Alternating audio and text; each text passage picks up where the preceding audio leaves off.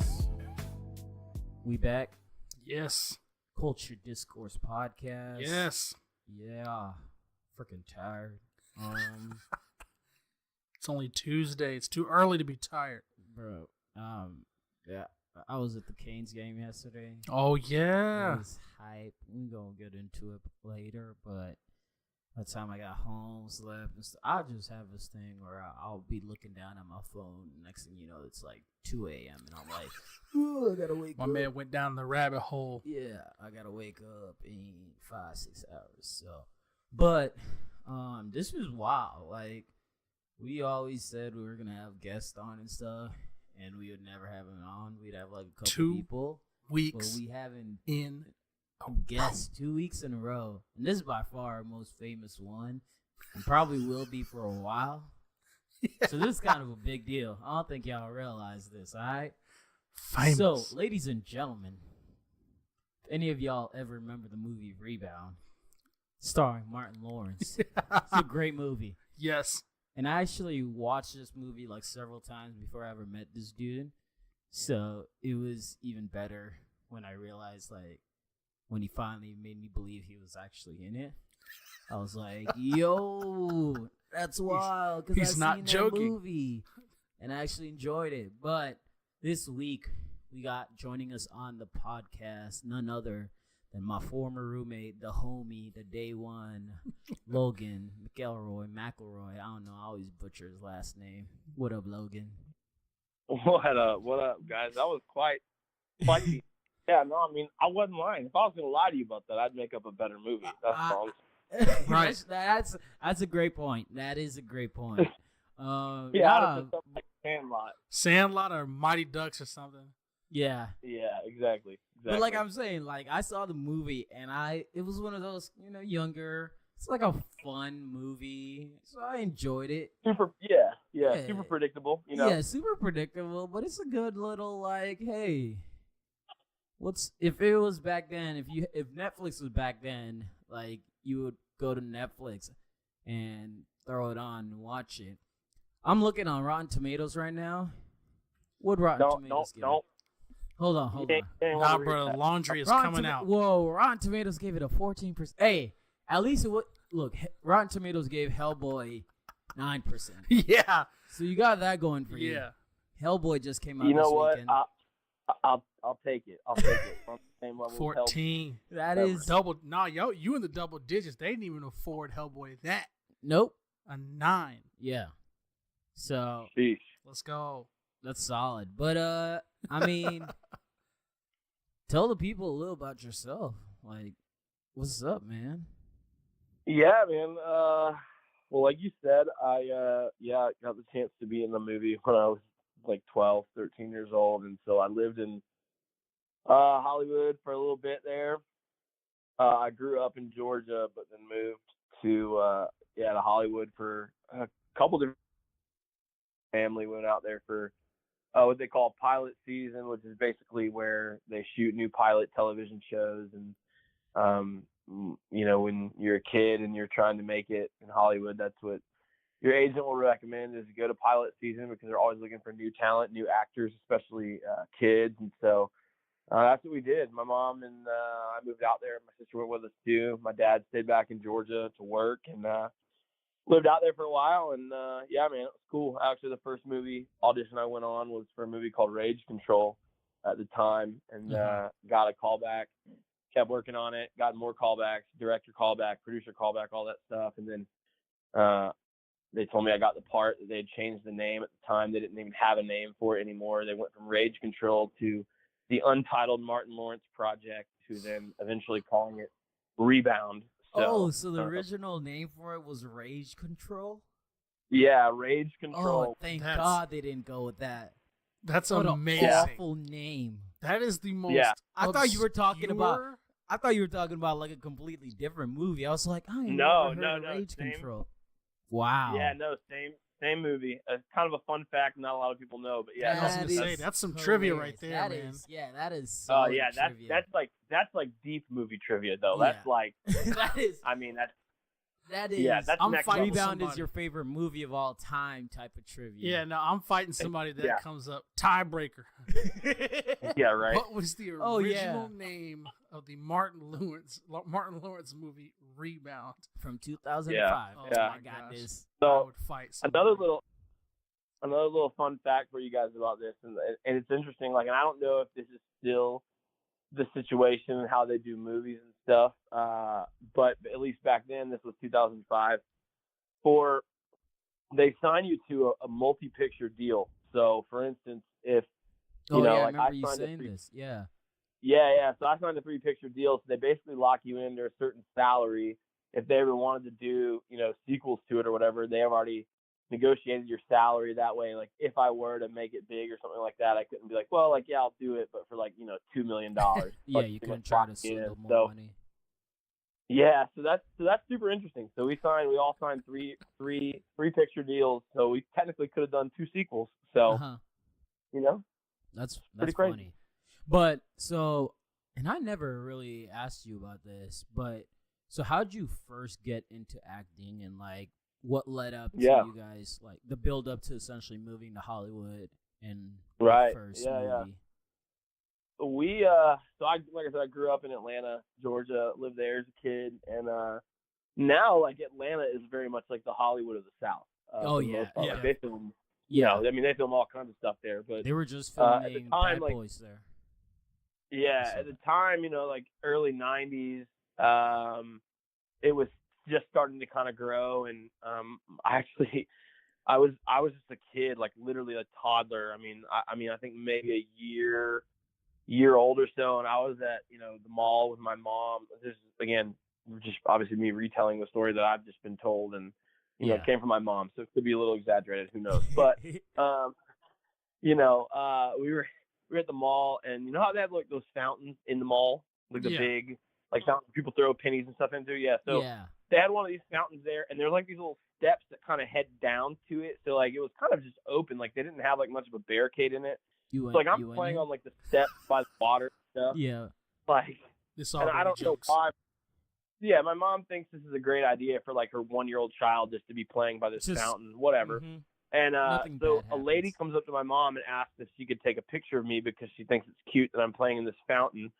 And so, in the early '90s, I guess that wasn't a weird thing or like sketchy. If some I rando was in the gonna mall say, takes a picture I'm of your like, child. I'm John Henson. Yeah, exactly. So that doesn't really happen these days, but it happened then. And my mom was like, "Yeah, sure, why not?" So this lady probably snapped like a Polaroid of me, Yeah.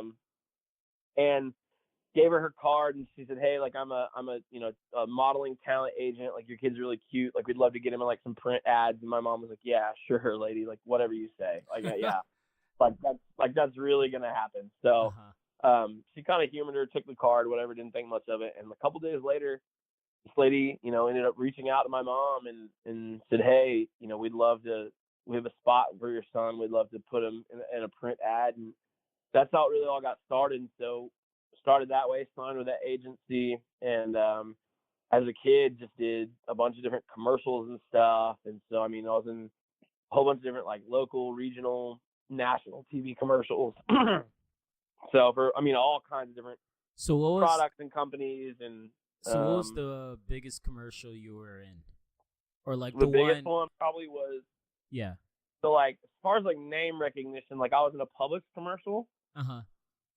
That was pretty big. It's funny now because I live in Ohio, and I didn't even really connect this until I moved here, but I did a commercial for Old Navy, specifically Old Navy in the Dayton Mall in Dayton, Ohio. Oh wow. Oh wow. Yeah. That's So I funny. did that, and then I was in a Coca-Cola Delta Airlines spot that aired in movie theaters in like, I don't know, 2003, 2002. And so it basically was kind of like one of those like pre-show Yeah. commercials you the see kind of popcorn between the ones. between the trailers and like the feature presentations. So Before the, you remember they had always the warnings of like the ones like don't record the movies and stuff. Man, those used to freak me out because it was just like I'm gonna die if they catch they catch me recording this. Those They're things coming used to for be me. terrifying. They're coming yeah, for me. dude, no joke. I got kicked out of a movie theater one time because I actually took a picture of the screen. I don't remember why. I think I was just like, I mean, this was before Instagram and stuff, but maybe it was like I was posting on Facebook or something, just that I was like at the movies and took a picture of my screen, of the screen I was at, and literally probably like 3 minutes later, this dude comes into my seat with like a security badge and was like, "Sir, I'm gonna have to ask you to step out of the theater." Somebody like, snitched, bro. Somebody snitched. What? Somebody behind you was like, "Oh, this dude." I guess. So they literally like he kicked me out. He was like, "Hey man, like you can't do that. You can't record. That's illegal. Like that's a felony." I was like, "Look, and I showed him. I was like, I just took a picture. Like I didn't record anything. I promise." He's like, I get it. He's like, but I still like have to do my job and ask you to leave. And they ended up giving me a refund and stuff, so it wasn't like a big deal, but it was wild, dude. Yeah. Dang, that's funny. So. But yeah, continue. Just so commercials, Coke, Delta. Yeah, that's a pretty big one, especially. I mean, those and whatever theater at the time Coca-Cola had a deal with, like every theater is playing that. Oh yeah, yeah. So I think they were in Regal. I think they were like Regal. Yeah, they are a Regal one. They are a Regal company. I don't think Pepsi has any theater deal, actually. Probably not, but that's because Pepsi. But that's sucks, good. so. Yeah, because AMC has Coke also. Yeah, I mean, yeah. Why Pepsi still exists doesn't make sense. But continue. But yeah, man. So that was kind of the extent of it. And like I said, after that, we just did a bunch of commercials, and my agent was like, "Hey, like if you really want to do this and take it seriously, like we think your next move is going to Hollywood and giving a shot out there." And so they asked us to do that for probably 2 or 3 years, and my parents and I kind of decided I was never really like ready for it until probably about like I think it was 2002 or 2003 when we moved out there. And so at that point, that's kind of what we decided was the best call. And it was crazy because I was in I guess either my 7th grade or 8th grade year the first time we went out there. I can't remember. I know I went out there a second time like my freshman year of high school, but it was crazy because like I didn't even like drop out of school like in Georgia. My teachers in the school system were really great about it, and they were like, "Hey, like we'll send you work for every class for like a month. Basically, you do it, you send it back to us." And wow. And so they didn't make me like drop out of school or anything like that. So I ended up like if you were to go like look at like my reports from that year or whatever, you would see that I have like I don't know something like 115 excused absences. That's wild. That's wild. Yeah, dude, it was crazy. It was crazy. So it was fun. Like it was kind of cool. Like it was being homeschooled, but not really. But for me, like as a high school or as a middle school kid, it was cool because like I was not like the brightest kid in the world, but like I was pretty good at schoolwork for the most part. So like I would do like all of my schoolwork in like a week, and then have like 3 weeks where I'd be like, okay, like I'm already done. Like I'm done with my school, so I got to wait like a couple more weeks to get my work. And so as a kid, I thought it was great because there were some days I was like, yeah, I'm just gonna play video games today. This is great. You got nothing going on. That's sick. So during that, so did you also have to like take acting classes? I'm assuming, or how'd that kind of all work out? Kind of. I mean, well, we had on set, we had a guy who was technically the acting coach. So like the director, producers, all those guys. And they give you, I mean, obviously just direction, what they want you to do. But they don't really do a lot as far as like getting you into character or character development. So things like that. So we had a guy who was technically our acting coach on set. And so we would do exercises, routines, things with him to kind of get ourselves into our characters or whatever, to work on, different things. But I never really took I've done workshops and stuff like that. And I had my own personal acting coach on the side that we would go to. And so I would go see him every, I don't remember how often it was. I want to say every probably 3-4 weeks. We would work on different things, and he would, I'd do monologues and stuff, and he'd critique me and say, hey, you can do this, do that better, and encourage me. And so it was pretty cool. And so we did that pretty much for the entire time I was there. And they have, that's pretty much what they do with the kids who are trying to break into the businesses. Agents will pretty much tell them, hey, we need you to be, going to a coach, going to, getting training done. And so it kind of just depends on the level of training that you need based on, I mean, honestly, realistically, it's how good you are, how much experience you've had, Right. stuff like that. It also probably depends too on, character development and the kind of character and the kind of film or project that you're in. Because, if you have something like that's a deeper drama and you have a character that you really have to develop, that's going to be a much harder, acting piece, obviously, than a comedy with very little character development. And so obviously, for what I did, it was something very simple, very minimal character development at all. And I was playing a character that really wasn't all that much different than myself too. I was So going to say, you're basically just playing yourself for the most part. Yeah, I mean, I was pretty much playing myself. At the time, I was actually slightly more athletic than my character was supposed to be. So there were actually moments where they had to tell me, like, hey, like, we need you to miss this shot, or we need you to do something stupid or look more like you have no idea what you're doing. And I was like, I'll give you my best. I'm at the time, like I said, I get buckets, 13, dude. 14 years old and decently athletic, but yeah. So that's funny. A man said, I get buckets. Yeah, basically. And so that movie came out in 2015. 2005. When did you guys start filming? So I think we started filming in, I want to say it was in the spring of 2013, but it may have been 14. Okay. And so I remember we started filming. We filmed for about, I think our primary shoot was 3 months. And then we had a good break.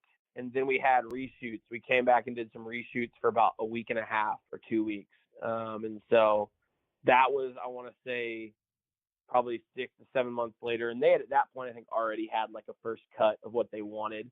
Yeah. And just said, hey, like, we need you guys to do a couple different things or get a couple new shots. And so at that point for reshoots, it wasn't even a full cast and crew, and it was very, very minimal as far as what they needed us to do. And that was pretty easy. But yeah, all in all, I think, like I said, I think it was either 2003 or 2004 when we started filming, and it came out the next year, the following summer. And yes, I mean, I feel like today, I feel like they get movies shot and edited and cut and ready to go out into the theaters a little bit quicker probably than they did then. Yeah, that's the thing that always interests me, because I always wonder between the period they start filming a movie and then when it comes out, like, and also how long you're recording or like filming it. Yeah. And and obviously it varies. It varies from film to film and movie to movie. I mean, with what we did, it's all live action. There's no computer animation, no CG at all. So I mean, you're shooting every little piece live. Every little thing has to be done. And so, I mean, it partly depends, obviously, too, on your budget as far as like what you're doing and where you're doing it, how you're doing it, and obviously for a kid's predictable sports movie, they're gonna probably focus on things a lot less than they are, something that's a high drama or, a high intensity movie and with a larger budget. So, like I said, it just all kind of depends. Other movies like that, like I'm thinking even like the Avengers franchise or the Star Wars franchise, where you have like, just, I mean, a ridiculous amount of unbelievable quality computer animation. It may take longer. The principal filming of like, live action stuff may not take, super long in some cases. A lot of that is the behind the scenes, computer animation work that has to go on. So that usually is what takes a lot of time with a lot of movies, especially these days. But like for ours, there was nothing like that. It was just all live action shots and just, real I'm guessing simple. trimming, editing, sound work, stuff like that, and then push it out. So dope. So, during that whole period, and so after Rebound, what was did you like start getting a lot of other offers, or what kind of played out from there? Well, yeah, I mean, so I don't know. Like, I'm trying to think. I And I got probably a couple. go ahead. I did some other projects here and there too. Like I was on an episode of Gilmore Girls. Yeah. Famously, and that was in the candy store. Yeah, Kid and Candy Store, yeah. And I honestly can't even really remember when that was, when we shot that. I can't remember if that was before or after Rebound. I mean, it was around the same time because I lived out there in Hollywood at the time. So it wasn't. Is Gilmore Girls supposed to be set in New York? Or is it what? Set? Like, where is this set? Like the show, where is it supposed to be taking place? Dude, that's a great question. I honestly don't know. I want to say it's probably like Connecticut. Oh, really? Yeah, I think it is. I think it is somewhere like that. Something like you wouldn't. It's not like a very like well-known place. But Connecticut's probably right. Okay, gotcha. I'm sure I always got the New York. Yeah, I think actually I did that before Rebound. I'm pretty sure the one I was in came out in 2003. Okay. So that was probably like right when I first moved to California. We did that. Because you do look younger in the Gilmore episode. Yeah. Rather than in Rebound. That would make sense. And so, what was like the point for you? I know it's not like, wow, I'm super famous or anything to that sense, but still, you're like in a feature film in Hollywood. Right. What was the big wow moment for you where you, even at a young age, you're kind of taking it all in and it's kind of crazy? You know, that it's like when NBA go ahead. No, yeah, I mean, I think for me, like the big moment probably where I was like, yo, is this real life was there was probably two of them. One was before Rebound came out. I had met different people obviously on set that I worked with, some of the different kids, the child actors. I got to work with them. They were awesome. And several of us would go to we went to a premiere of a movie. Like our agent was like, hey, like I can get you guys tickets to this, to go on a premiere. You can walk the red carpet, just be there, watch the movie, interact with media, talk to paparazzi, meet people. It'll be fun. It'll be good exposure for you too. And I'm like, I mean, okay, that's the coolest thing I've ever. But sounds good. And so me and a couple of the guys went to the premiere of the movie Sleepover, which again, not like a blockbuster hit by any means. I'm looking this up right now. Yeah, I was like, it doesn't ring a bell. Yeah, but went to the premiere of the movie Sleepover, and actually, not like a super, super well-known movie, but if you go back and look at the credits of who is in it, you'd Brie be like, Larson? Oh, my Boy! gosh. Say no more. I know, right? Oh, Alexa Vega? Steve Yeah, Carell Brie was Larson. in that? Dang. Mm-hmm. Dang. Oh, Yeah. my gosh. Yeah. Okay. Yeah, so got to go to that premiere, which was pretty cool. And so you get there and legitimately there's red carpet set up, and so I'm waiting to basically go inside, and they're like, hey, you're up, it's your turn to walk. And so I just basically, you just kind of make your way walking down the red carpet, and they just basically tell you, hey, smile, wave, whatever, and you spend 15, 20 seconds kind of in one spot taking pictures, and you move on to the next few feet down and kind of keep going. And so me and a friend of mine did that and just kind of walked, and it was probably a grand total of I don't know, 3 minutes maybe. But I just remember thinking, I'm like, I have no idea what I'm doing or why these people are taking pictures of me, and no one knew my name. I wasn't you had a big deal. It wasn't important by any means, No. but you'll see, if you were to Google my name, I think that's one of the first pictures that shows up is you'll see, well, it may not be one of the first anymore, it used to be, but you would see a picture of me and a kid named Cody Lindley at kind of on this red carpet with a Sleepover poster in the background. And I think I'm wearing a blue shirt.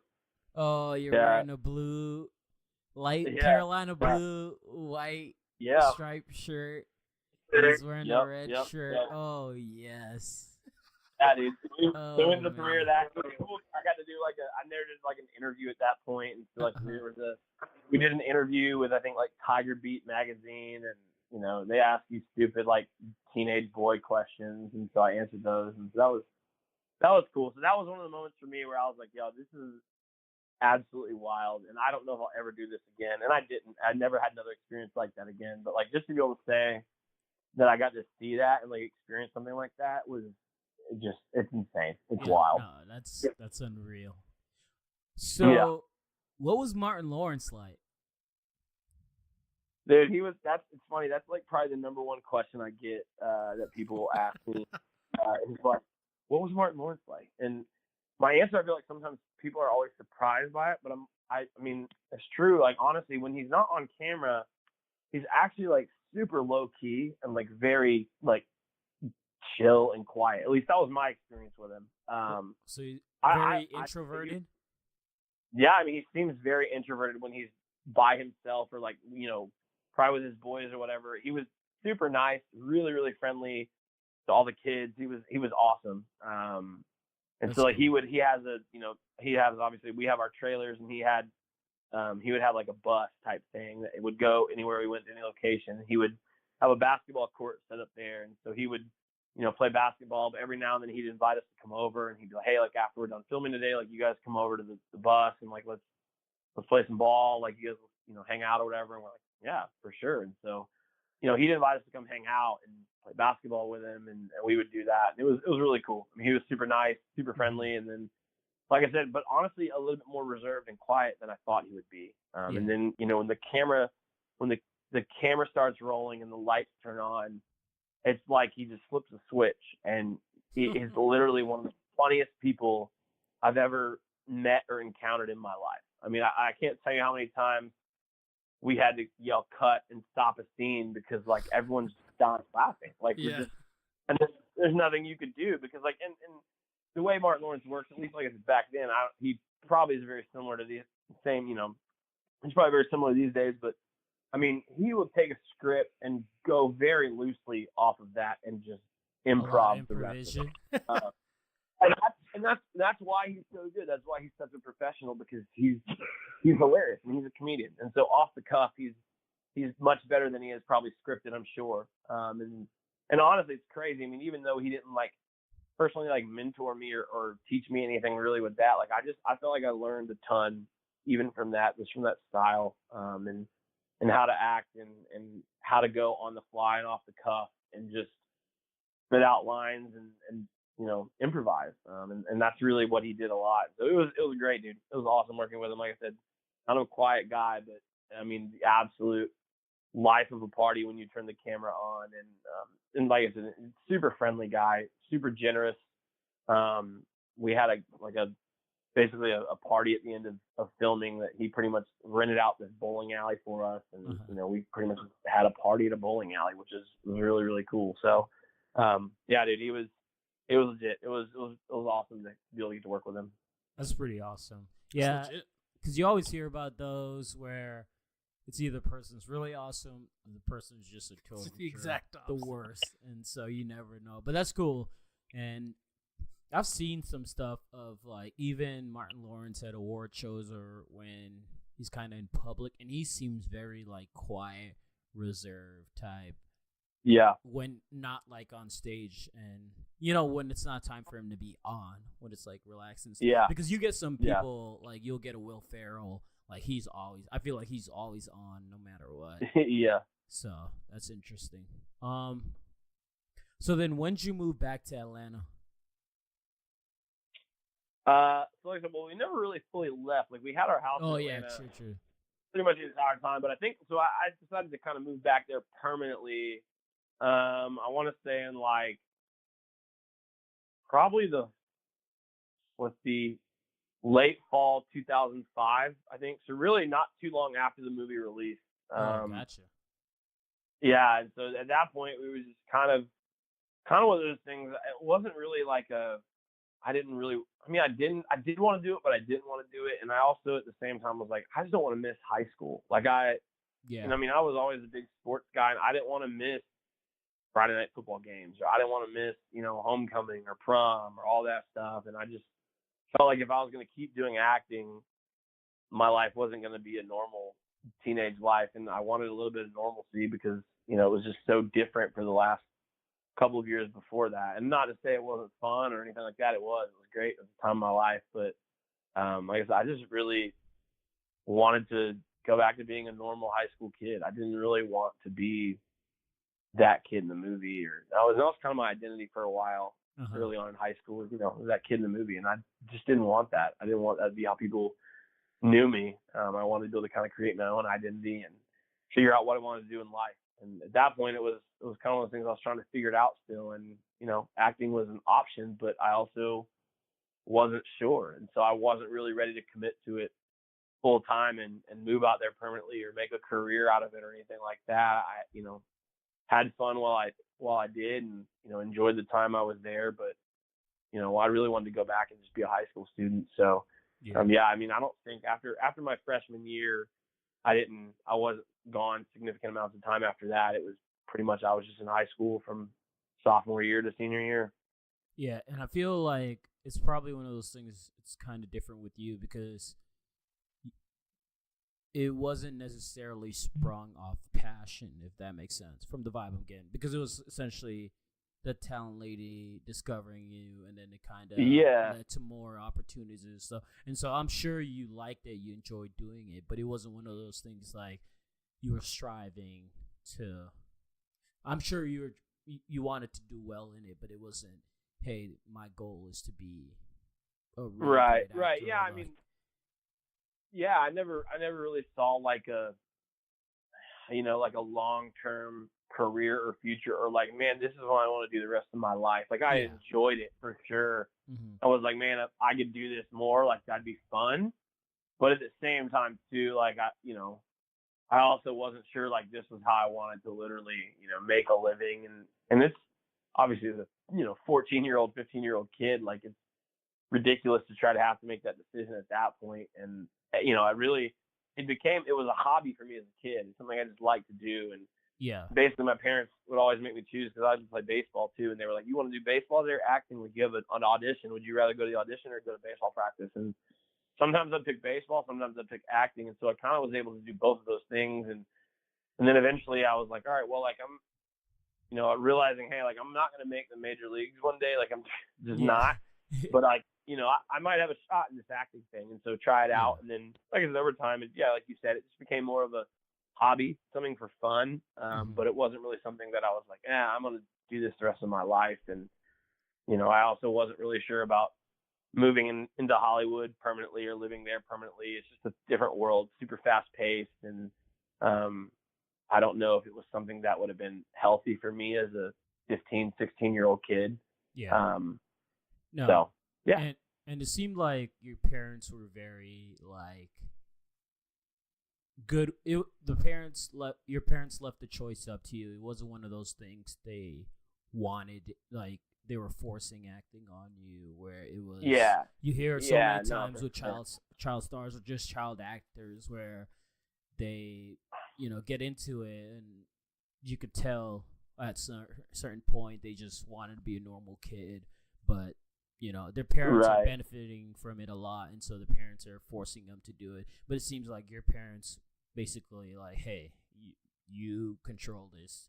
And so it's cool that they were coming to you and kind of, hey, you want to do baseball, you want to do this, and leaving, like, letting you play a big part in making the choice.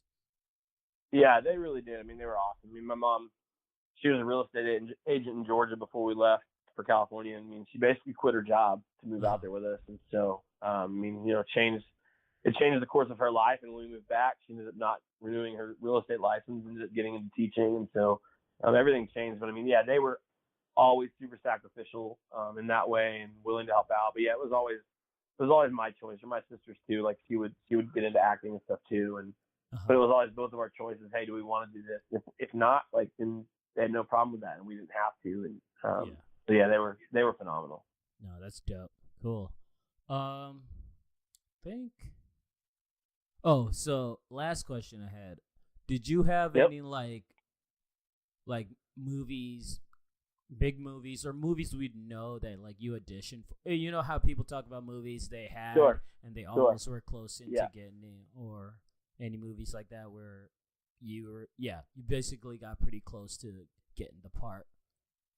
Yeah, so I had a little tiny, like, and it's not even like creditable because I only get checks every now and then, and they're very, very tiny checks. But I had like a little voiceover role in Bad News Bears, Nice. the baseball movie, basically literally just doing like background, like crowd noise and kids sound effects, stuff like that. But and then there was like, it wasn't really movies that I almost got. There was a movie called The Gift with Billy Bob Thornton. It was like, I think it was actually like a thriller or a scary movie or something like that. It came out.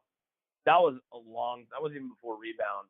That was the first like gig I actually got, and turned it down just because I was 8, 9 years old, I think, at the time, and the content was just too much. And a rule we had in my family was, hey, like, if you're not allowed to see it, you can't be in it. And so, as an 8-year-old kid in a rated R movie, it just wasn't going to happen. So we ended up turning that down.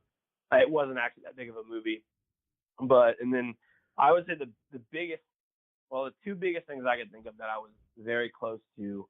There was a movie that came out. Hold on. So I found this movie, The Gift.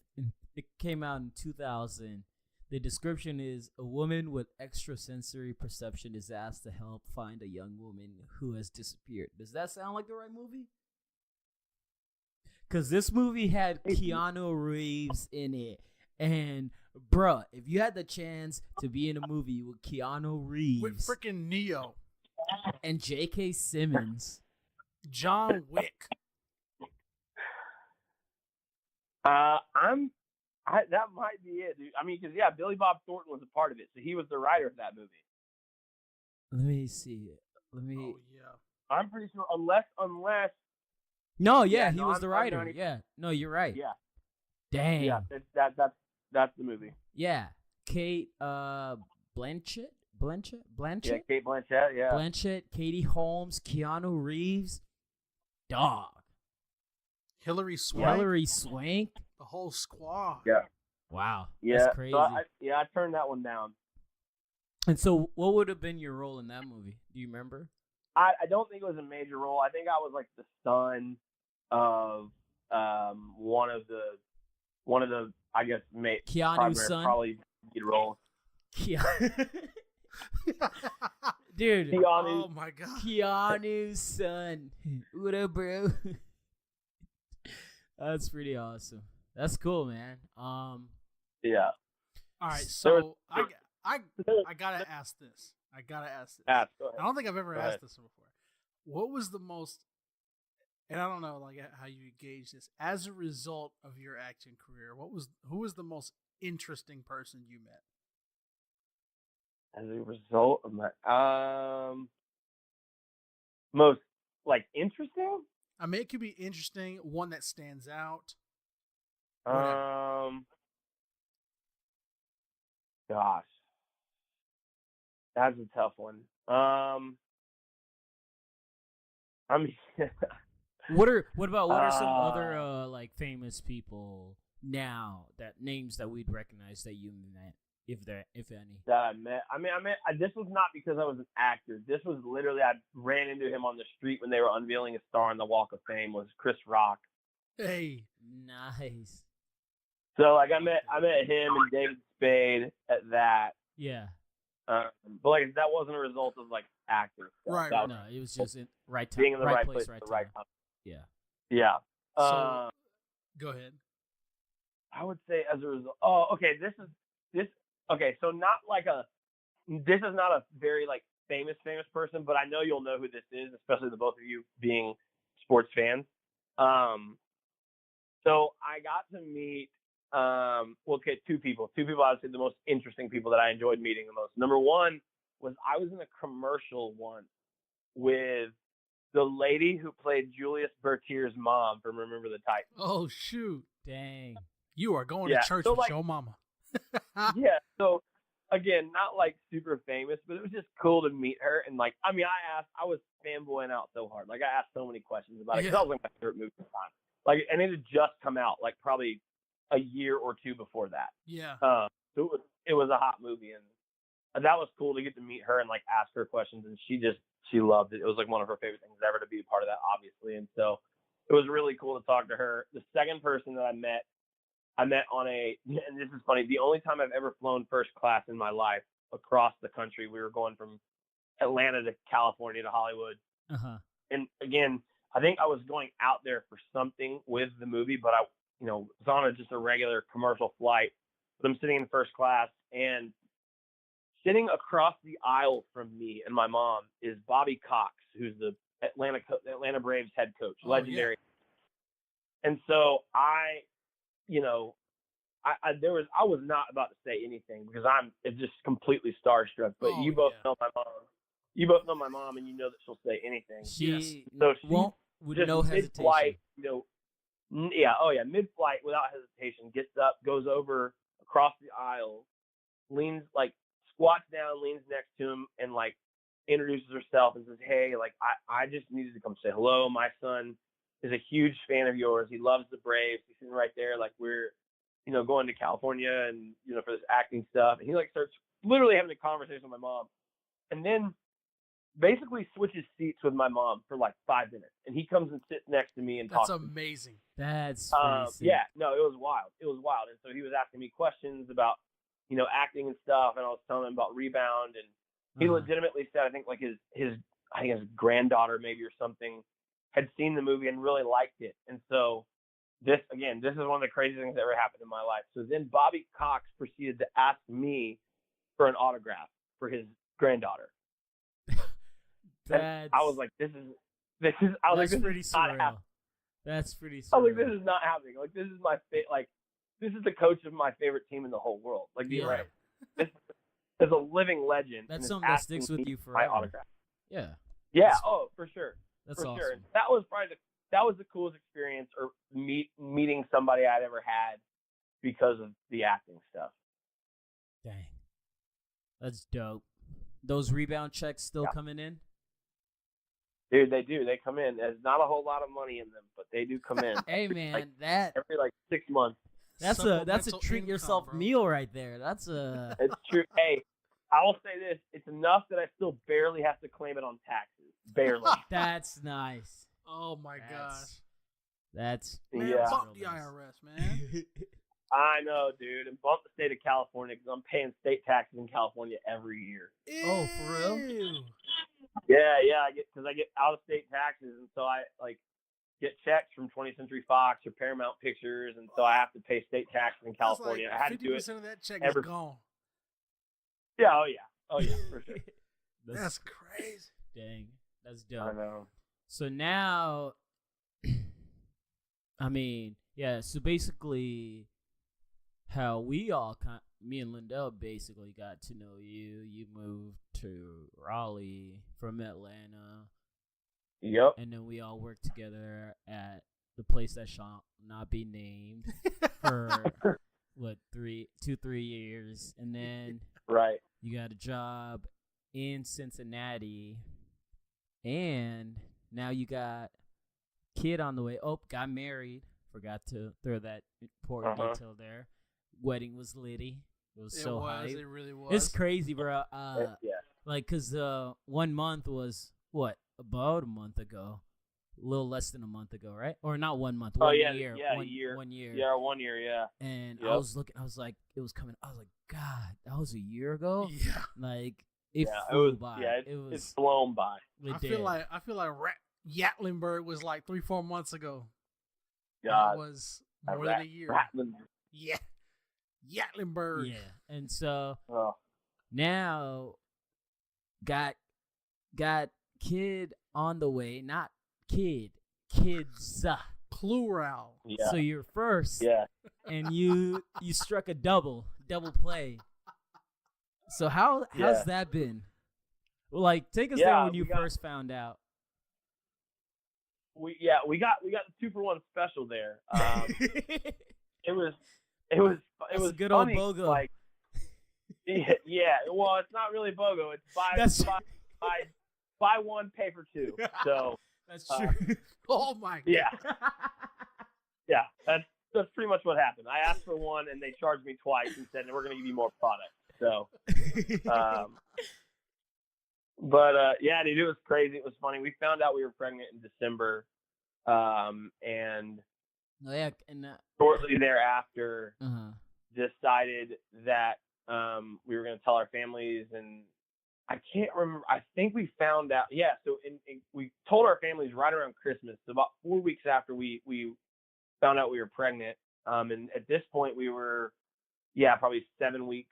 She was 7 weeks along, and so we had like an 8 or a 9 week appointment probably when we came back into Cincinnati in January, and the doctor basically said, hey, like, we want to do an early ultrasound because Leah has a history of twins in her family. Her dad's a twin, and so they always like to, the doctor here was like, he's like, any excuse for an early ultrasound, like I'd love to do it, and most moms like that, and so is there any reason we should do one? And that's, we told him there was history of twins. He's like, all right, cool, we'll do that. And so we knew there was a chance, and that's why we were going to go in, and we were kind of been joking around it. And for whatever reason, I just felt really convinced. I was like, dude, we have twins. Like, we're going to have twins.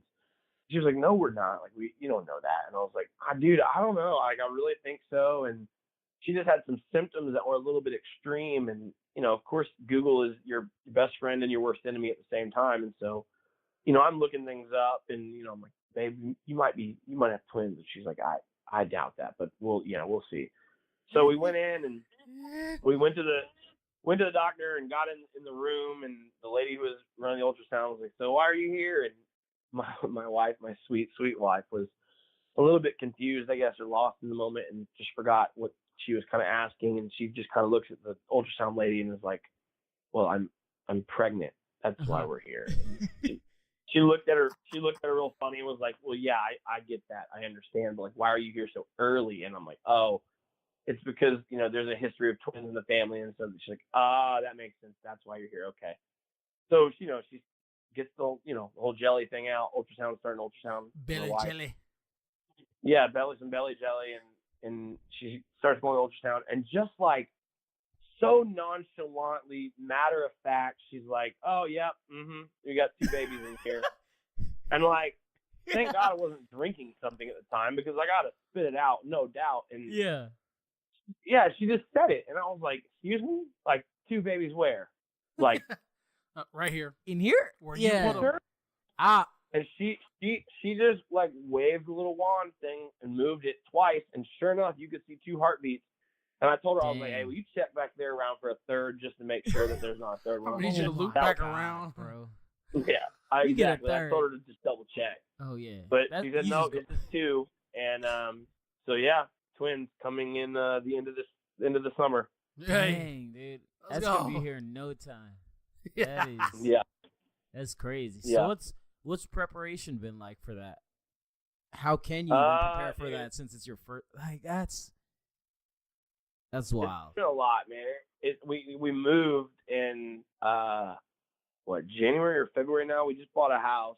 We were not planning on buying a house at this point. We were going to wait until the summer, but once we figured out we were pregnant, the babies were due in the summer, I figured that buying a house and moving into said house with a wife that's 9 months pregnant probably wasn't going to be a good decision. Yeah. No, not at all. So we decided to go ahead and kind of move that timeline up a little bit, expedited the process, which was a little bit of a stretch, but, got to do what you got to do, and the Lord provides. And so ended up buying a house that we love.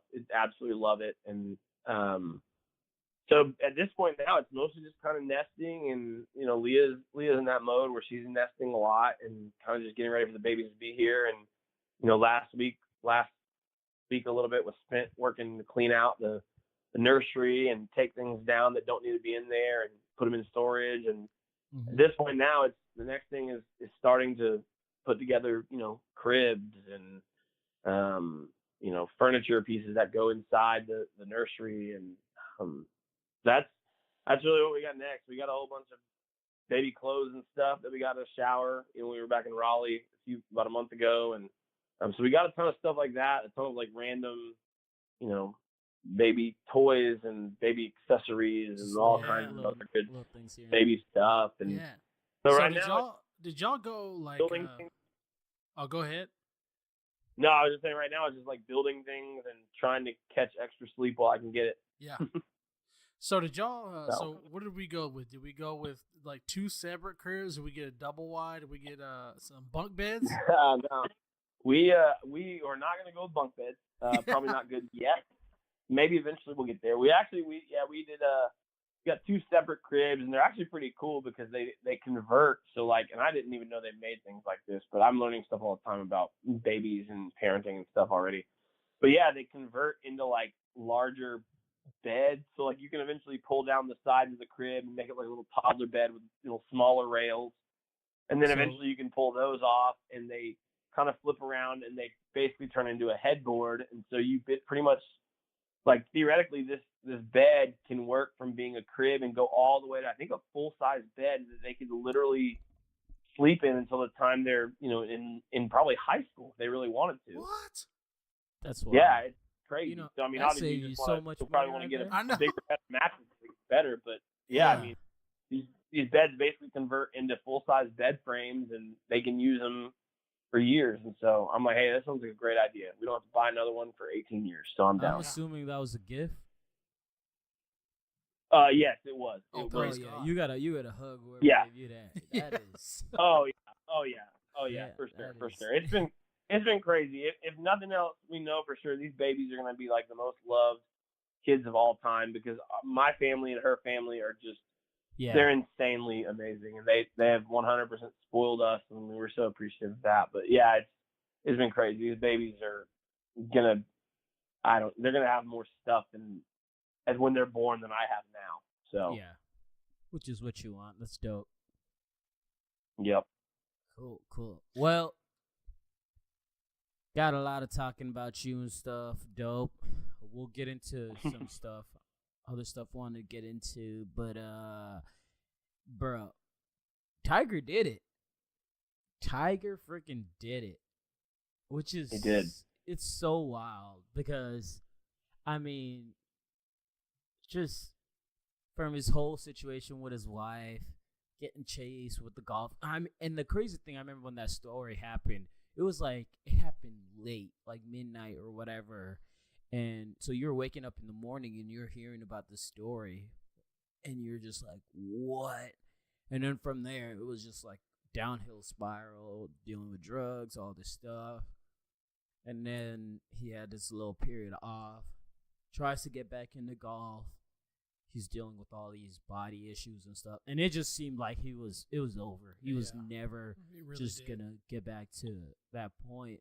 And there was points where it was just embarrassments where he wasn't even making cuts to tournaments. Oh, yeah. And so many periods he'd been taken off, coming back on and stuff. And so, like,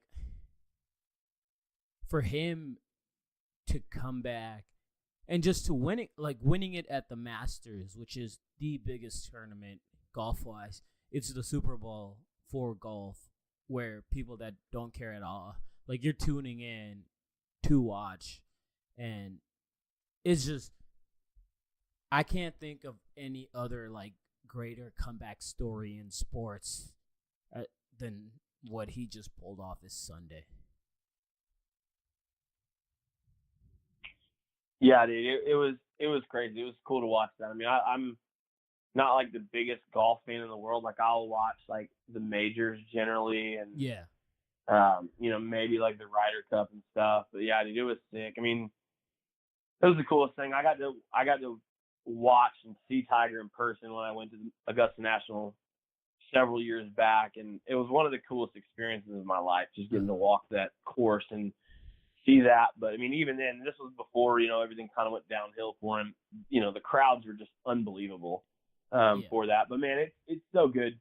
It's so good for the sport too to have him back and to have him competitive. Obviously, it's going to drive their ratings. It's going to drive their ticket sales and all that stuff. And it'll put golf back more in the mainstream media, which is it's great for the game. And obviously, hopefully, hopefully Tiger can keep it going, and he's hopefully found that momentum. And obviously, I think it'd be cool to see him, be able to catch Jack Nicklaus in the record and see if he can get a couple more major wins. And yeah, I mean, it's crazy, man. As many vices as the dude had, it's so cool to be able to see someone bounce back like that. And obviously, I mean, what a crazy fall it was, but man, what a way to get back up and fight back. I mean, even if you're not like a Tiger fan per se, it's so hard to not be like, oh man, you got to respect like that comeback. I mean, and that's the easily, thing. Yeah. I was gonna say, and that's the other thing where kind of as the story like played out, and everyone, like, for the most part, everybody was celebrating. And the thing that I think I never fully realized up until that happened was just like when you think about the biggest star in the world, or at least the U.S. right now for us, is LeBron. But and so for any athlete to be able to like overtake the media, or even like biggest athlete in our generation, you think of Jordan, some of those big names, but it's like Tiger is just, he's up there and might be on, like, Tiger's the only person that can take attention away from, you got, and like I forgot there were NBA games going on and stuff like that. And Right. I was like at a friend's house for this like little just lunch thing, and I noticed he was at that time I think he was 2 strokes back from the lead. And so I noticed that first earlier at church earlier that morning, and so I'd just been keeping up with it on my phone. And by lunchtime, he was just chipping away, 1 stroke down, tied. Next thing you know, he goes up 2 strokes, and at that point, just watching it. And I'm the same, where I wouldn't consider myself a golf fan at all or anything like that.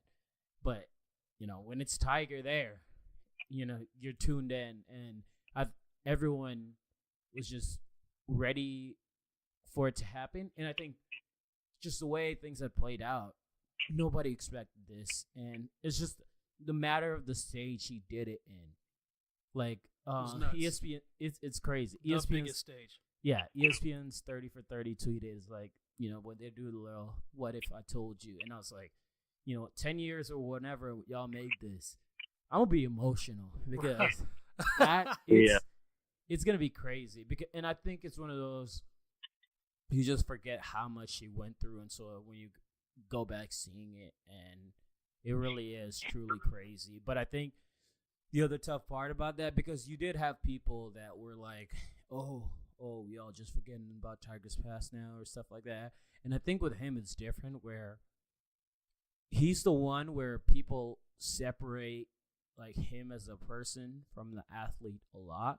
Where it's just like, oh yeah, I think Tiger's a piece of shit, but like I love him as a golfer and whatever. And so I've seen different people giving that opinion and all. And I think what's different with this, it's like with other athletes, I think you can have issues with it, but with this, it's like, it's been 10 plus years since the incident happened, since he's dealt with all that, and he's suffered through it.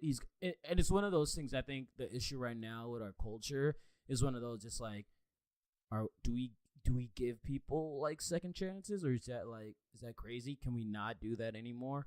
Right. And so it's like, how long does somebody have to suffer? Like, what's the grace period? And other people bring stuff in who's like, he likes Trump, or like, Trump tweeted, hey, congrats to Tiger and all that. And I think that's one of those where it's like I'm not going to Tiger Woods for political stuff, just like I'm not going to Tom Brady for political stuff. And it's one of those, it's like, we try to tie these athletes, we expect so much of them, where I think it should be one of those, like, that person be leading it, not us forcing them to be, a set example. I think that's like the issue where everything that's popped off with Kanye, I feel like we ask so much from Kanye, and it's just like, this dude's crazy. Like, if he wasn't a phenomenal musician, if he was just any ordinary guy, we would write him off. But it's just the fact that he's a great musician and stuff. It's not, we should not be feeding so much into what his political say is. And there's just some people that Right.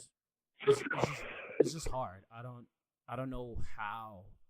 Like, Yeah, well, and it's crazy too, because it's like you have these people who are famous, or they're celebrities, and then you see them. It's really, they experience this stuff in life, and then they have a fall from grace or whatever, or like they spiral out of control. But like, realistically, it's like, dude, they're human just the same as you or I. And like, the difference is my life is just not always on camera all the time. And so like, there's been plenty of choices and decisions I made with my life that would probably be considered, hey, like that was not a good thing for you to do. Like that was not a great choice.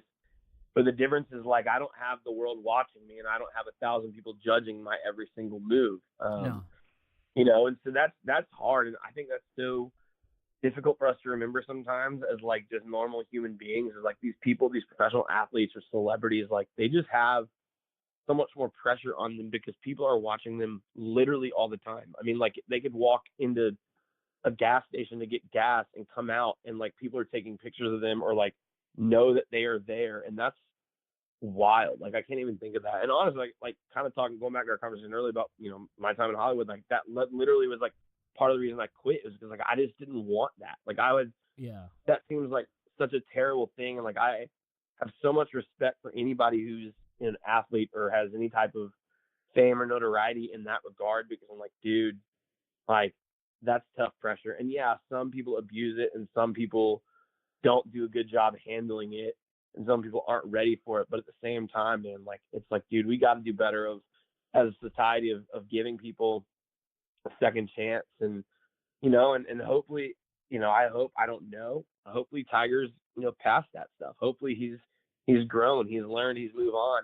I mean, I would assume he probably has, because I don't know if he could do what he did the other day had he not gotten past all that stuff.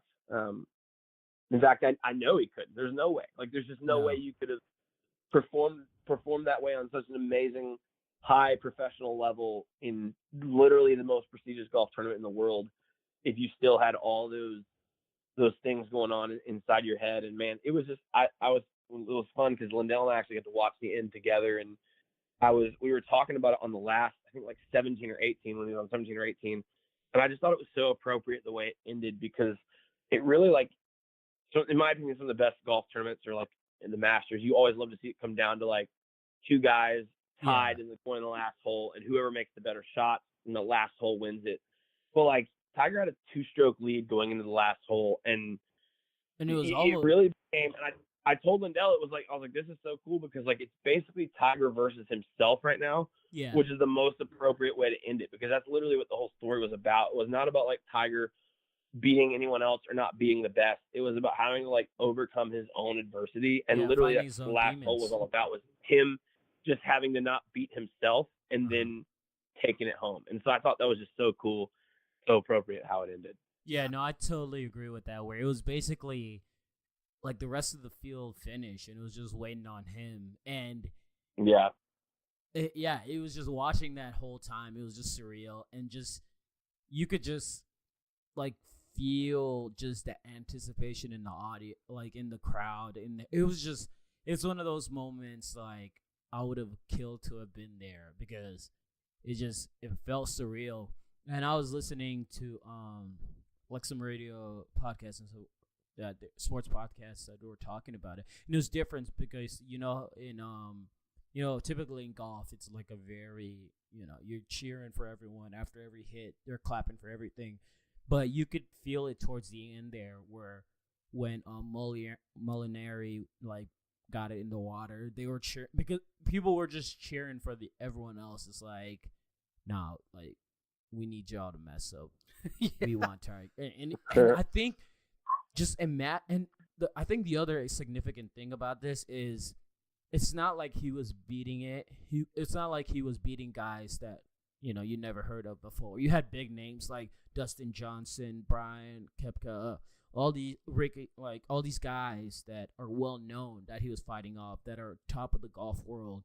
And for him, to do that with the last two holes, basically having a 2-stroke lead, and it was, after the 16th, it was basically he got that in the bag, and it was just cool. Where this is where he lived for a while, and it's just him showing like finally getting back to that point. And even if it doesn't last and he goes back to losing or whatever, he got that moment. And it's just I saw that commercial of him watching, all the sports analysts just saying he was over, and everyone just criticizing Tiger's done. And he's just sitting there watching that on his phone. The video ends, he looks up and he smiles, and you just see it in his face where it was just like, okay, I'm gonna prove y'all wrong. And I think that video was from a couple of years ago and all. And just for him to hit that point now, I mean, such a surreal moment. So crazy. Yeah. And I think people forget too, and Logan and I had an opportunity to look at even while we're in Bravos, right? And as the tournament is wrapping up, once it was over and it kind of like the feeling kind of died down a little, it was wild to go back and be reminded of how good he was so young. And I'm pretty sure he still holds the record for youngest Masters winner at like 21 years and 104 days. And the dude did it at like, I think it was by a 12-shot margin. Yeah, like didn't win. Dominated. Yeah, the runner-up was literally 12 shots behind the guy. Absolutely insane. Won in 2001, 2002, and then I think again in 2005. But the other thing people don't realize, and I learned about this from Bomani, he talks about it a lot. It was basically after that first win, like golf went on a limb to try to make the course harder for Tiger. Oh yeah, because he dominated so much early on. They did all these different changes to like just all these different things, trying to make the game difficult, like more difficult for him, because he was that good at it, which is just crazy. And so yeah, I think it's just one of those. We can celebrate this because it was 10 plus years. Like the past 10 plus years, he's lived through the suffering and all that, and he made his mistakes. He dealt with his addictions and all those his demons, and he still might be dealing with that. And I think that's one of those, like you said, Logan, and yourself, like it's stuff that a lot of normal people deal with. It's just the fact that he's on this higher pedestal, and we hold these athletes to such a higher standard that, you know, it's tough for them to live in, and especially in the media, like social media age now, where, I mean, it's just tough. Like, there's that video of him. It was from a couple weeks ago at a tournament where there was the white boy there, standing there with a shirt of Tiger's mugshot on it, cheering and stuff, and Tiger walks by, and he just kind of smiles or whatever. I just wish he would have decked dude. I wish he would, or just swung at him. Oh with my his club. gosh! It's just like, I don't know. But like, it's sweet. 2 weeks later, wins the Master, and it's just like a big middle finger to everybody that was just doubting him and all. So dope. Oh man, freaking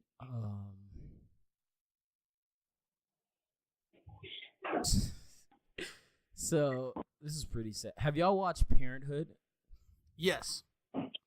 Yeah, so I haven't finished it, but I watched like the first couple of seasons. I want to go back and get back through it again, though. My wife loves it. Yeah, she loves so the show. I go through this period where like I'm watching different shows and stuff, and then I have like no show to watch. And there's like some shows I want to start, but it's like serious, deep shows that I need to be able to like fully like I need a show like The Office or something that I could watch and still do other stuff. I don't need to like be fully paying attention. Parenthood be getting heavy. And so, well, I'm getting there. Oh, so yeah. The other day, so I recently finished watching, I forgot, I think it was Brockmire. And so I started Brockmire, which is hilarious. If it's sports themed and all that, it's so funny.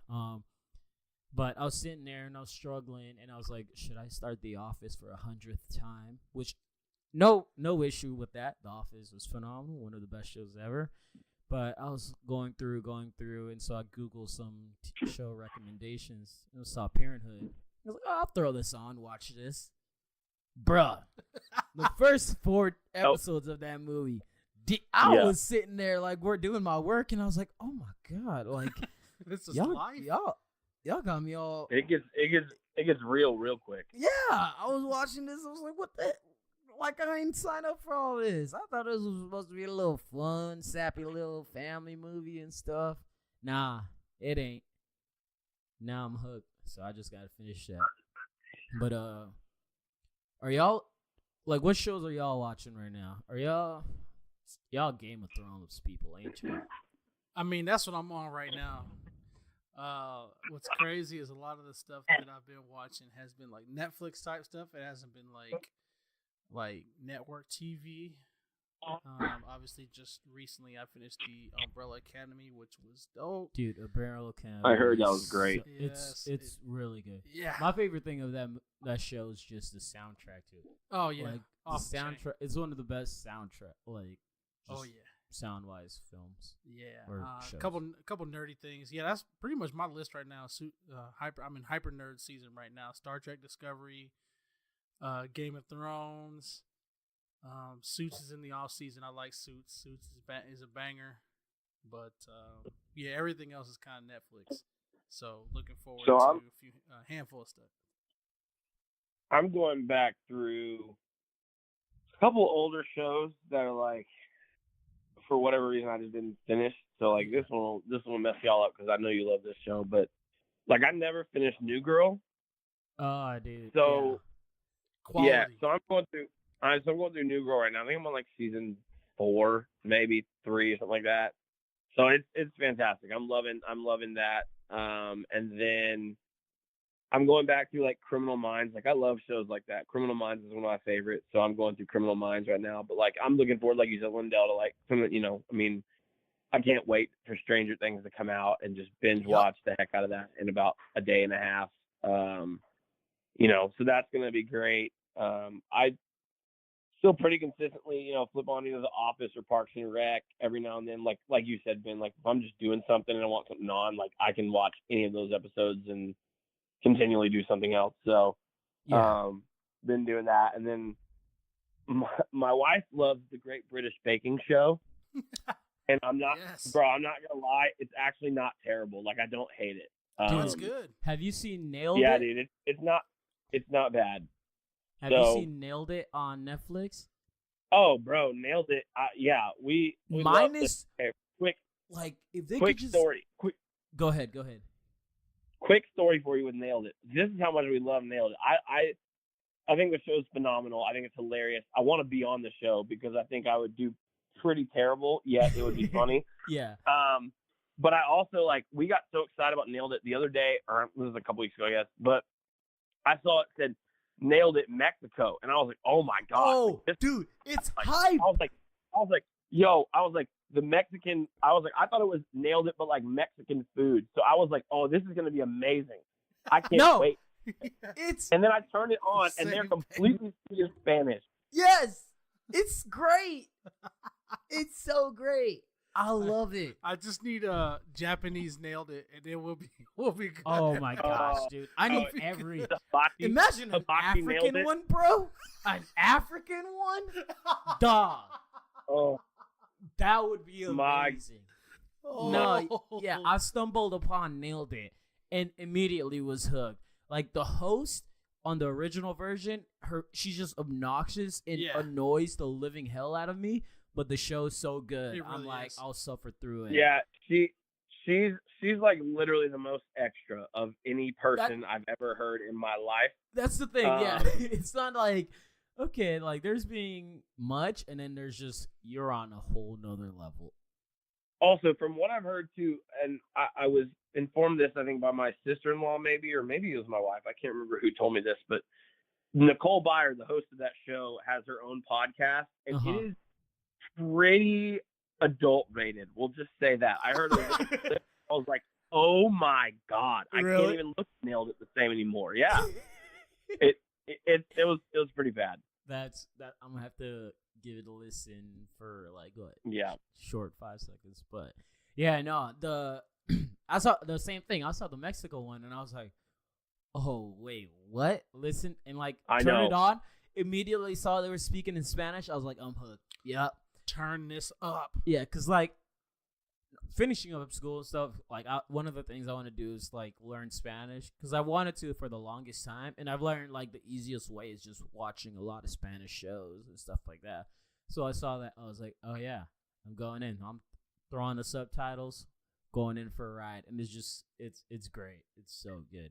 Right. Well, and it was crazy too because like it's written in the same like style, like with the cheesy jokes. Like you could tell like the he's not probably as extra as Nicole Byers is, but like The he's dude's got still, the same type and style of jokes, and I'm like, oh my god, these are so bad, yet I can't stop watching. It's so good. Yeah, it's like it's so bad, but it's so good. It's I'll so say good. another show that we watch here. Well, again, I say we. I really mean my wife, but Yeah. she watches it, and I watched an episode the other day, and I'm boys, I'm not gonna lie, it takes a lot for me to admit this, that it actually wasn't terrible, and I didn't hate it, and I'll probably watch more episodes. But it's Queer Eye. Queer Eye is actually like pretty great. I don't know if you guys like. It's not like, and I'm like, yo, I know it's weird, but legit, these dudes, these 5 gay dudes, basically like help. They give them people out makeovers, and, like, right? Yeah, they give them makeovers and like help like make their house over and do all these things to help people out. And like it was actually legitimately like really good. And I think there's a lot of like really great like life lessons that people could learn from these dudes. And so yeah, shout out to Queer Eye. Don't hate it. Feel like I'm supposed to hate it because I work for a church and I feel like that's the right thing to do. But we're not about the hate. And so it was great. Love it. Queer Eye is a great show. No, yeah, I've heard a lot of good stuff about it. I'll probably get around to giving it a try when I run out of. Oh yeah, give it a look.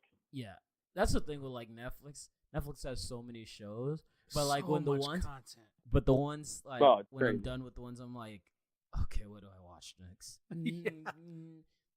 Here's 100 choices, and none of these are doing it for me. But yeah, what I recently finished. Oh, On the Block. On the Block is phenomenal on Netflix. If you got like it's basically based in California. On My Block? On My Block. Yeah. On My Block. I need to get into that one. Dude, I still haven't watched it. It's like it basically revolves around the life of teenagers and stuff, but it's real heavy. Like I remember when they was getting ready to get dropped, the whole premise. Yeah. I just haven't gotten around to watching it. It looks incredible. Yeah, and they got good like cliffhangers at the end of both seasons so far. But pretty dope. Last thing I had, what I have? Oh, bro. I was bartending this event this past weekend and they had Boys to Men there. And I was like, I was low key. I was low key roasting them the whole time. I was like, hey, they got Boys to Men, I was saying all sarcastically and stuff. But they came out, bro. It was fire. Bro, them cats are smooth. The harmony, like they was butter, bro. By the end of the show, there was this black lady that ran on stage and she just straight was hugging one of the dudes there, and all. They killed it. But it made me think, man, we need the resurgence of R&B boy bands back. Like man, we need something because it's weird. I feel like I don't want to say R&B's dead. It's like in this weird little. It's very, I don't know what the word for it is, but there's pop and then there's hip hop. And then the area in between is kind of like gone away. Yeah. There's not a set R&B genre, which we need it back. I'm going to this music festival next weekend actually in Virginia. Chris Brown's gonna be there, and I'm hyped. Yeah, I'm so hyped. I'm so freaking hyped. But bro, thanks for joining us on the podcast. Glad we finally made it happen. Dude, thanks for having me, boys. I appreciate it. Good time, like always. Yeah, no, we'll definitely get you in the rotation. Quick shout out to the Carolina Hurricanes coming back, destroying the Captains today. No, I forgot. I want to get into that also. I was gonna say, dude. So that's like my first playoff game, obviously. And it was wild. Like, I bet it was insane. No, it was so loud in there, and the energy was so dope. And it was like 10 years in the making. So just seeing how live it is, and then just them losing Svetch, and then Furlan getting hurt, and they had the 1 goal lead, but it was just like with that team, you're just like, okay, the demise is coming eventually. Yeah. Like you're planning for that, but Just waiting on it. They had a strong second period, and then they finished the game even stronger. Oh man, that was probably the best period of hockey. The second was amazing. Oh, the second was so good. Dude. Literally in a decade of hockey, that might have been their best period of hockey.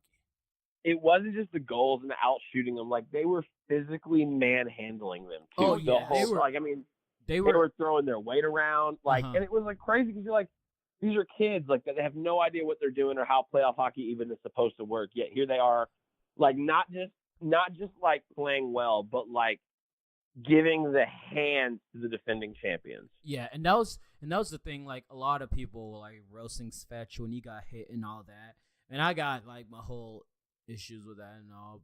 And I kind of saw the lead up of it where it was, you can say whatever, but Ovi definitely was starting it. And what I love about Svetch, and I've seen it all season, is like he doesn't back down for anybody. Scared. And because I've seen him like several games, he's quick to get in a fight and stuff like that. And I love that, the toughness he shows. And so to not back down from like the league's top player and just being able to take him string on. And I know he got hit and he's concussion protocol and all that.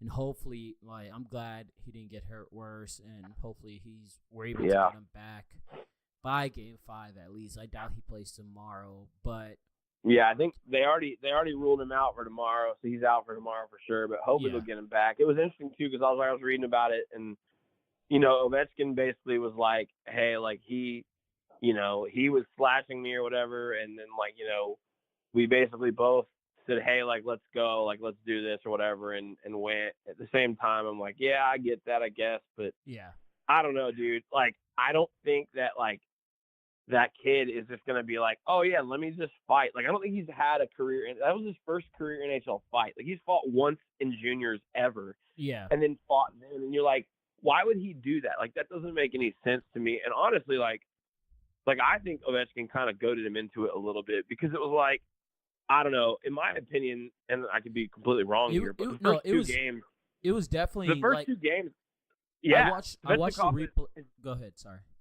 He's been better than Ovechkin the first two games. And, I think that rubbed him the wrong way. Like, dude scored 2 goals already, and Ovechkin had not. And so I think he was pissed and wanted to do something about it. And I think that was – now, obviously, I don't think he intended to injure him. And, I don't know if it was necessarily cheap that he, hit his head on the ice. I don't know if that was necessarily Ovechkin's fault or his, hope. But at the same time, like, man, that's a 19-year-old kid, and you're like a mid-30s dude who's been playing the game for 15 years. Like, that's in no way a fair fight. Yeah.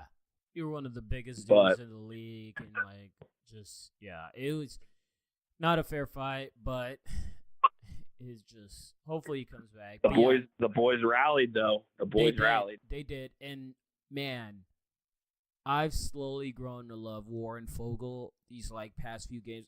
Dude can score. Well, yeah. Dude can score, and it gets me so excited. Like how many young players they got that just have so much potential, and they got dudes they can still call up and all that. And they got the one dude. I think he's staying for another year in college, but they just still have so much young talent, and their AHL team's phenomenal. Is the best team in AHL and all. So the future is looking real bright for them. And, that game yesterday was a real momentum changer. I think it can be. And so it just, Caps are going to respond, obviously, well, tomorrow or Thursday. And so it's just, man, if they can put another tough game like that, get a win there, dude, this can go, this is going to 7. Yeah, man, They tie that thing up. It could go any way the rest of the way from there. It could be absolutely crazy. But dude, playoff hockey's next level. It's so much fun to watch. It's so different than regular regular season hockey. It's just man, it's unreal. Even I'm watching right now I'm watching the Columbus Tampa game even on mute. I was just about to bring it up. you can just see the level of intensity that they have in Columbus. And by the way, you guys have to come up at some point and visit. Columbus is a great place to watch a game. They have incredible fans, great atmosphere, and it's popping in there right now. Like, it's wild. It's absolutely wild. For context for the listeners, as of right now, Tampa Bay, who is easily, not even close, the best regular season NHL team, is currently down to the Columbus Blue Jackets 3-0 going into the third period, down 4-3. So they are trying to stave off elimination to the Columbus Blue Jackets in Columbus, Ohio, no less. Yeah. But yeah, playoff hockey is wild. Yeah. Absolutely wild. It is. Yeah. So. How are your Sharks doing, Lindell? They what do you feel about them? How do you feel that's going to turn out? Once again, I don't worry. I've never worried about our skaters this year. Our skaters have not been the problem, even with the addition of Carlson. Our biggest problem, as far as skaters go, is finding chemistry. To be honest, our problem is and will be until we make a decision. Our goalie, can Martin Jones get us over the hump? We will find out tonight. Vegas is up 2-1.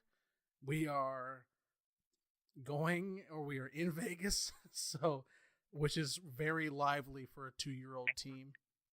Very, very lively. So I'm not super comfortable. Martin Jones, I do not believe is the guy. And at this stage, and I love him. I love the dude. When he's on, he's on. But at this stage, if we do make it to the Stanley Cup, it will be despite Martin Jones, it feels like, not because of Martin Jones. So we'll see what happens. Right. Makes sense.